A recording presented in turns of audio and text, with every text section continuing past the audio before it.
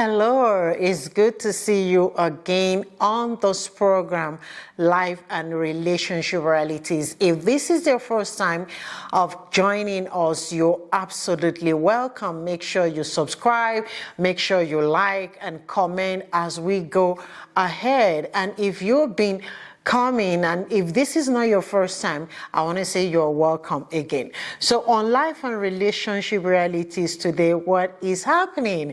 So today we're celebrating mothers. This is the season of Mother's Day. Mother's Sunday was yesterday, so we're celebrating precious mothers today on this program. It's an amazing thing to be a mother. I'm a mother. I wouldn't have it another way. And we're also trusting God for people that are not mothers yet, that wants to become mothers. God is going to make it happen for them. And to be a mother is not just about giving birth to the child, from your womb. It's also, some people adopted, some people did surrogacy, and they birthed their child from their heart. What matters is you taking care of the child, nurturing the child, and being there even for those wonderful and lovely children. So I want to say to everyone, Happy Mother's Day. I hope you got something for Mother's Day. Don't worry if you don't get anything. You're good with yourself. And so today I just want to encourage some mothers. Today with this word, we started a series about taking care of yourself, about building your life and everything. And I'm going to go in that line today. I want to talk about somebody. There is this wonderful woman, a grandmother actually. She was a wife, and then 10 years into her marriage, she lost her husband. She was 22 when she got married. At 32, she lost her husband. But guess what? She decided to make something interesting with her life. So this woman at 32 years old, with 4 children, 2 boys, 2 girls, she started building on her life. While she was married, while the husband was alive, she went to school. They were living in Nigeria, West Africa. She left to England to study midwifery, nursing midwifery and everything. And then she lost her husband. There were circumstances that built up to that, and there were some things that happened after the husband died, but she didn't get that. Those things that happened could disorient other women, could make other women feel bitter, feel betrayed and everything, but not this woman. She finished up her education. She didn't run back home to say, oh, my husband has just died, I have 4 children. She finished her training because she realized the importance of her training. She was a mother. But yet she knew that if she didn't finish her training and she come have her children, and as a single mother, what is she going to raise her children with? I learned something there as a mother. We shouldn't just always flare up on things. We shouldn't just always do things on impulse. Sometimes it's good to think through things. She thought through. I'm sure it wasn't easy for her. The husband had died. The children were not by themselves. She knew they were well taken care of, but she needed to make that sacrifice, and she did. And she left the UK after her education and went back to Nigeria, and she started working at a hospital, one of the biggest hospitals in Nigeria. And she started working there and raising her children. She was working as a midwife and everything. She was about to be a matron. But then she noticed that she was visiting parents. So when a mother died after birth, the father takes the child away. Most of the time, at that particular time, I'm talking about in the 50s and so on.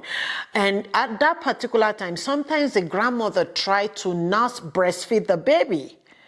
And most of the time, in most cases, the child too will eventually die. So she will go visit and talk to them, and then the next time she will go, they'll say, oh, we lost the child. And she started thinking why she was raising our own children. She started thinking of what she could do. How can I be of help? A mother is not just a mother by the womb. A great mother is the one that mothers a child or children from her heart. And she started wondering what she could do. And she said, okay, she could actually start helping to take some of these children into our own home and nurse these children through. That was what she started in 1958. So she started a motherless babies home right in our living room. By 1960, she's met with other people and she was able to start the Ibadan Home for Motherless Babies home. The home is still there till today in Oyo State, Nigeria, West Africa. A mother. Who am I talking about? My grandmother, late Chief Mrs. R.O. Sholanke, a woman of inestimable value. But you know what we call her? We call her Mama. When I was growing up, there were so many children, some of my cousins, we were all so much in the house. There were a lot of people in our house. I grew up in a house that I can't count. We were so much. And then we would cook like we're cooking for parties on a normal day, like the morning, the afternoon, the evening. And this one woman was taking care of everyone. Some of the motherless children are grown up and they were our aunties and so on because she did not segregate. Human beings are human beings, irrespective of their race, irrespective of their color, irrespective of their religion or whatever. She treated everyone the same way. Mama. Have you heard people call mama, mama or mama? Whatever it is, those are not official names for mothers, but those are unofficial names for mothers. You call someone that, not just a mother, but someone closer. A mother that is closer is a person you will say, Mama. And so today I want to encourage every woman out there. It's not just being a mother, but being a mama. It's more affectionate. It's more close. And so this woman was the one that raised me, like my other sisters and brothers today. She put her life into it. My family is together today. I have my sisters, we'll do our fight, sisters' issues, but we're always connected together. Why? This woman paid the price. She never remarried. She put everything into every one of us. Today, I'm just one of these wonderful children that she raised. And guess what today? To the glory of God, I, with people in the ministry, we founded Rebecca Home. That's her name, Rebecca. We found Rebecca Home in Jos, Nigeria, where we help teenage pregnant girls, where we help them with their children, we give them shelter, we give them education, we rehabilitate them, we empower them, and we disciple them. Because of what Mama did, today the work is even going greater and expanding. And some of my sisters too, they may not have Rebecca Home. Of course, they're supporting the work. Like I said, we are a family. It does not matter what each person's last name is, but we are together. And so definitely they're supporting Rebecca Home as well. And so, but they also still do the different things they do to help humanity because Mama there to make that sacrifice. As a mother today, I want to say to you, are you feeling overwhelmed with all that you're doing? Maybe you feel overwhelmed because you're not being appreciated and so on like that. It doesn't matter. We all do. Sometimes I get into my bathroom and I'll just sit right on the floor and I will cry. And when I'm done crying, I will clean my eyes and then let's move on. Maybe the investment you made on a particular child or your children, and you feel that they're not appreciative or anything, do not feel discouraged. Maybe you've been trusting God for the fruit of the womb. You want to be a mother. Do not be discouraged. You're going to be. You don't have to carry the child in your womb to be a mother or a mama. You can be. There are many options. You can have surrogacy. You can do IVF. You can adopt kids that God is giving you. God can give you kids in any way. And so Mama was an amazing woman. And she sacrificed a lot, but she kept building on herself. She had businesses, she had things, she didn't have to beg anybody for money. She was comfortable. So as a woman, we started talking about building you.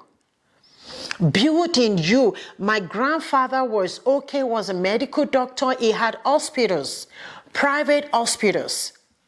But my grandmother didn't sit on that.